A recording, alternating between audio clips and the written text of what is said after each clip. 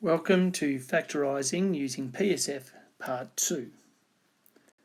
So today we're going to look at non-monic, which means that there'll be a value or a coefficient in front of the x squared that won't be 1.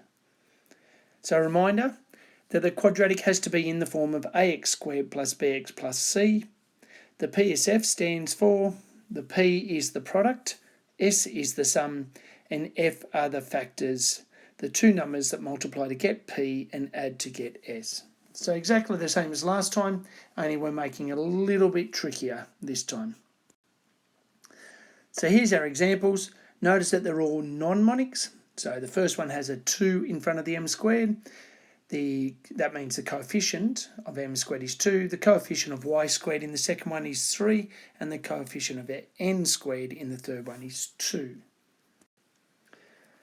So our first one. So 2m squared plus 9m plus 4. So the product is the a times the c. So the value in front of the m squared times the constant at the end. 2 4s are 8. The sum is always the one in the middle in front of the m in this case. So that's 9. Giving us our factors, two numbers that multiply to get 8 that add to give 9 is 8 and 1. So as you can see in the blue, 8 and 1 are our factors, so that splits our middle term, that 9m, up into 8m and 1m. Because it's 4 terms, take out the common factor of the first 2 terms, which is 2m, and we take out the common factor of the second 2 terms, which is 1. This will become really evident that when you have the brackets the same, so the m plus 4 bracket being the same, you know you've done this correctly. So you then take the m plus 4 as one bracket, and what's left is 2m plus 1 is in the other bracket. All right, example 2. 3y squared plus 7y plus 4. So the product is the 3 times the 4. That gives us 12.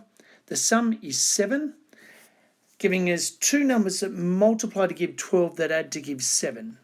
So that's 4 and 3. So we split that middle term, that 7y, up into 4y plus 3y. Take out the common factor, so of the first 2 terms is y, and of the second 2 terms is just 1. Notice again that our brackets are the same, the 3y plus 4.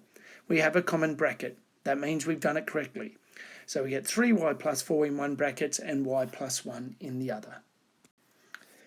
For our third example, the product is minus 6 and the sum, because it's 2 times minus 3, and the sum is the minus 1.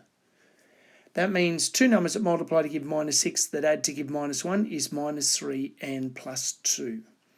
Split that middle term up into those two. Take out the common factor, so n comes out the front of 2n minus 3 in the first 2 terms, and 1 is the only common factor of the second 2 terms. Brackets are the same, so that's 2n minus 3 is one bracket and n plus 1 is the other. Thank you.